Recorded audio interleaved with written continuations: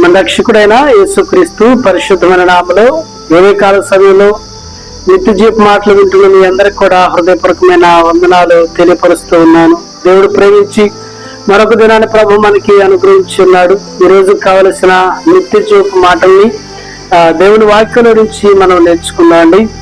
అపోస్తుడైన పౌలు ఫిలోమోనుకు రాసిన పత్రిక 1వ అధ్యాయము 1వ వచనాన్ని మనం చదువుకున్నాండి. 1వ వచనాన్ని, యేసుక్రీస్తు ఖైదీనైన పౌలు, సహోదరుడైన తిమోతియును, మా ప్రియుడును, జతపనివాడైన ఫిలోమోనుకును, మన సహోదరి అయిన అర్పియాకును, తోటి యోధుడైన అర్కిప్పునకు, నీ ఎంట ఉన్న సంఘమునకు శుభమని చెప్పి రాయునది. ఉదయకాల సమయంలో దేవుని వాక్యం గురించి మనం ఏం నేర్చుకోగలమయ్యా అంటే, ఫిలోమోను యొక్క జీవితాన్ని గురించి మనం నేర్చుకోగలం. ఫిలోమోను రాసిన ఈ పత్రిక ఎవరు రాశారంటే అపోస్తుడైన పౌలు ఫిలోమోనుకు రాశాడు.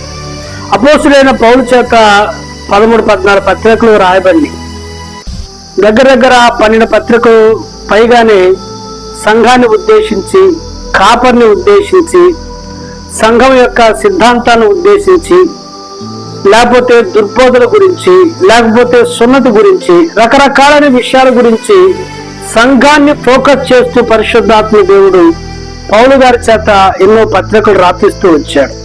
కానీ ఇది ఒక ప్రత్యేకమైన పత్రిక అని చెప్పాలి. ఎందుకంటే ఇది ఒక సంఘానికి రాసిన పత్రిక కాదు, లేకపోతే సంఘములో ఉన్న దుర్బోధ గురించి రాసిన పత్రిక కాదు, సంఘములో ఉన్న సిద్ధాంతపరమైన విషయాల గురించి చర్చించడానికి రాయబడింది కాదు. ఈ ఫిలోమోను పత్రిక ఒక వ్యక్తిని ఉద్దేశించి రాయబడిందనే విషయాన్ని మనం గుర్తించాలి. దేవుడు ఒక్క వ్యక్తిని కూడా పోగొట్టుకోవడానికి ఇష్టపడటం లేదు అంటానికి ఒక పెద్ద ఉదాహరణ, నమ్మదగింది ఏదన్నా ఉంది అంటే అది ఫిలోమోను పత్రికే. ఒనేసిము అనే ఒక బానిసను పోగొట్టుకోవటం దేవునికి ఇష్టం లేక ఈ ఒనేసిము అనే బానిస కొరకు రాయబడిన పత్రికే ఫిలోమోను పత్రిక. కాబట్టి దేవుడు ఎవరిని పోగొట్టుకోవడానికి ఇష్టపడటం లేదనేది ఈ ఉదయకాల సమయంలో మనం గుర్తించాలి. వాళ్ళకి వాళ్ళు ఉన్నారండి ఆ సంఘంలో, ఇంతమంది ఉన్నారు ఈ సంఘంలో, అంతమంది ఉన్నారు, నేనే పాటి వారిని, నేనెవరిని అని మనం అనుకోవచ్చేమో కానీ నీవు దేవునికి ఎంతో ప్రాముఖ్యమైన వ్యక్తి అనేది మనం గుర్తించాలి. ఎన్నో పత్రికలు రాపించిన దేవుడు ఒక ఒనేసిమును పోగొట్టుకోవటం ఇష్టం లేక, ఒనేసిమును వదిలిపెట్టడం ఇష్టం లేక ఒనేసిము కొరకు రాయబడింది ఈ ఫిలోమోనుకు రాసిన పత్రిక. ఒకే ఒక్క వ్యక్తిని ఉద్దేశించి రాయబడి ఉంది. ఒక మాటలో చెప్పాలంటే అపోస్తుడైన పౌలు యేసుక్రీస్తు వలె మధ్యవర్తిగా నిలబడుతూ వచ్చాడు. బానిస అయిన ఫిలోమోనుకి, బానిస అయిన ఒనేసిముకి, యజమానైన ఫిలోమోనుకి మధ్య నిలబడ్డాడు.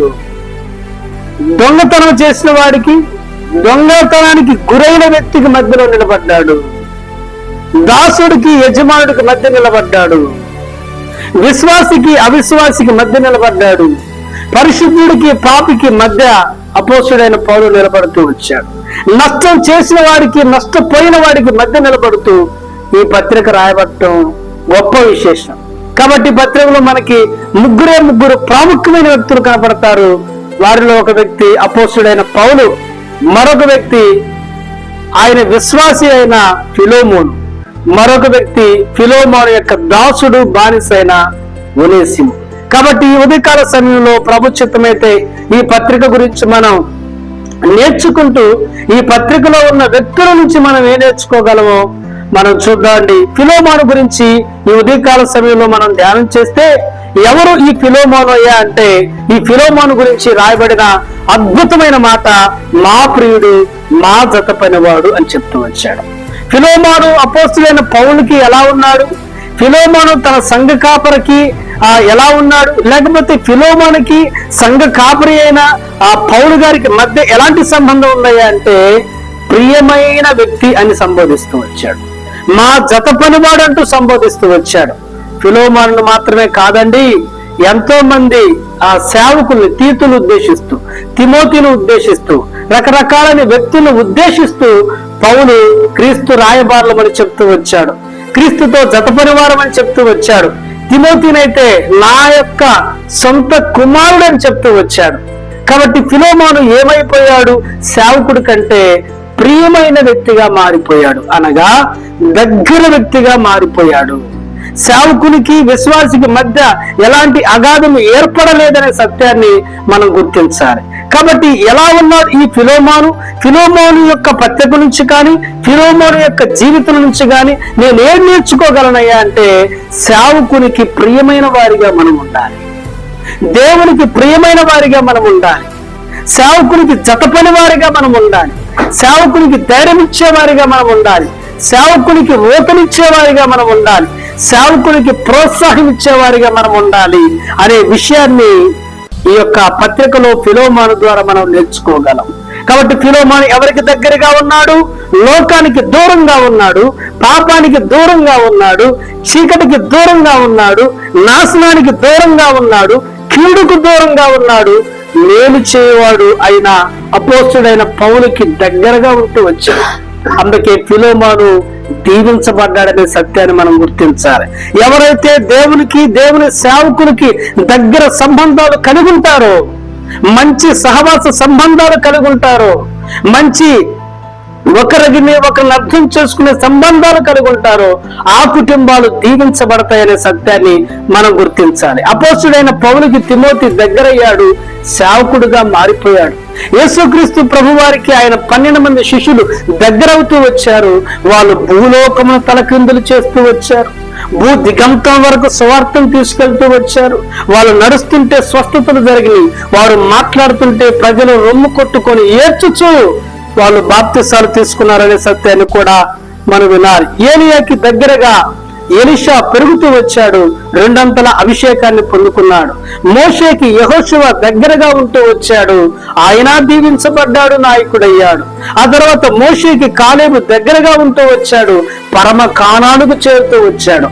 కాబట్టి గుర్తుపెట్టుకుందామండి, రూతు నయోమికి దగ్గరగా వచ్చింది, యేసుక్రీస్తు ప్రభు వంశావళిలో చేర్చబడింది. ఎప్పుడైతే పరిశుద్ధులకు దగ్గరగా, దేవుని సేవకులకు దగ్గరగా, దేవునికి దగ్గరగా మనం బ్రతుకుతూ వస్తామో, మన జీవితంలో మనం ఆత్మీయంగా ఎదగలం, ఆర్థికంగా ఎదగలం, పరిచర్యలో ఎదగలం, కుటుంబంలో ఎదగలం. అన్ని విషయాల్లో ఎదుగుదల నీకు రావాలంటే ఫిలోమోను వలె దేవుని సేవకులకి దేవునికి దగ్గర సంబంధం కలిగి బ్రతకటం మనం నేర్చుకోవాలనే సత్యాన్ని ఈ ఉదయకాల సమయంలో గుర్తిద్దాం. కాబట్టి మీరు ఎవరికి దగ్గరగా ఉన్నారు? ఎవరితో ఎక్కువ సంబంధం కలిగి ఉన్నారు? ఎవరితో ఎక్కువ సమయం గడుపుతూ ఉన్నారు? ఎవరితో ఎక్కువ సమయం మాట్లాడుతూ ఉన్నారు? మనల్ని మనమే పరీక్షించుకుందాం. ఒకవేళ మనము దేవునికి, దేవుని సంఘానికి, దేవుని పరిశుద్ధులకి, దేవుని సేవకులకి దగ్గర సంబంధం కలిగి మనం లేని వారమైతే మనము చిన్న కుమారుడు వలె తప్పిపోయామనే విషయాన్ని మనం గుర్తించాలి. చిన్నవాడు ఎప్పుడైతే తండ్రి ఇంటిని విడిచిపెట్టాడో, చిన్నవాడు ఎప్పుడైతే తండ్రి మీద తిరుగుబాటు చేశాడో, చిన్నవాడు ఎప్పుడైతే తండ్రి ఆస్తిని తీసుకెళ్లిపోయాడో, చిన్నవాడు ఎప్పుడైతే తండ్రి ఇంటి నుంచి బయటికి వెళ్ళిపోయాడో, వాడు దేశ దిగంబరి అయిపోయాడు, వాడు దేశ దింబరి అయిపోయాడనే సత్యాన్ని మనం గుర్తిద్దాం. కాబట్టి దేవునికి దూరంగా ఉండి, దేవుని సేవకులకు దూరంగా ఉండి, దేవుని సంఘానికి దూరంగా ఉండి, దేవుని ప్రజలకు దూరంగా ఉండి మనం ఏది సాధించలేమనే సత్యాన్ని కూడా మనం గుర్తిద్దాం. కాబట్టి నువ్వు వెళ్తున్న సంఘములో నీ సేవకులకు అందుబాటులో ఉండండి, మీరు వెళ్తున్న సంఘంలో పరిశుద్ధులకు అందుబాటులో ఉండండి, మీరు వెళ్తున్న సంఘానికి అందుబాటులో ఉండండి. నీ కోసం ప్రాణం పెట్టి రక్తం కార్చి తిరిగి లేచిన దేవునికి అందుబాటులో ఉండు.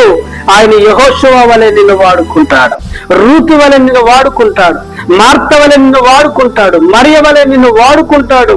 ఆయన భక్తుల వలె, భక్తురాళ్ళు వలె ఆయన నిన్ను వాడుకోవటానికి సిద్ధంగా ఉన్నాడు.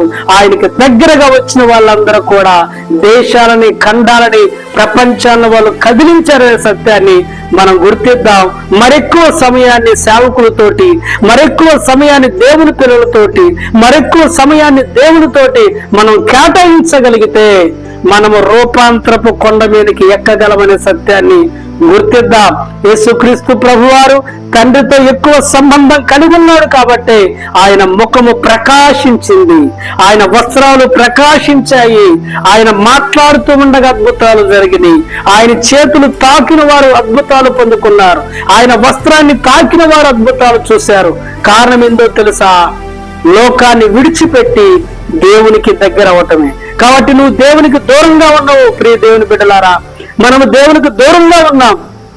అనే విషయాన్ని మనం గుర్తించి ఫిలోమోను వలె దేవునికి దేవుని సేవకులకి దగ్గరగా వద్దాం. అందుకే కొలస్సీ పత్రిక 4:4 ఇలా చెప్తుంది, ఈ లోక స్నేహం దేవునికి వైరమని మీరు ఎరుగురా, ఈ లోకంతో ఎవడు సహవాసం చేయడో వాడు దేవునికి శత్రువగునని బైబిల్ చెప్తుంది. కాబట్టి నీ రక్షకుడితో నీవుండు, నిన్ను రక్షణలోకి నడిపించిన వారితో నుండు, నీ రక్షణ కొరకు ప్రార్థించిన వారితో నువ్వు ఉండు, నీ రక్షణ గురించి ఆలోచించే వారితో నువ్వు ఉండు. పరలోకాన్ని మన కొరకు సిద్ధపాటు చేసిన దేవునికి దగ్గరగాను, జతపని వారుగాను, క్రీస్తు రాయబారులుగాను, తోటి యోధులుగాను మనము దగ్గర సంబంధం కలిగి నడవగలిగితే గాలేబును వాడుకున్నట్లుగా, యెహోషువను వాడుకున్నట్లుగా, మోషేను వాడుకున్నట్లుగా దేవుడు మనల్ని కూడా వాడుకుంటాడు. దేవుడి మాటలు దీవించి ఆశీర్వదించును గాక. ఆమేన్, ఆమేన్.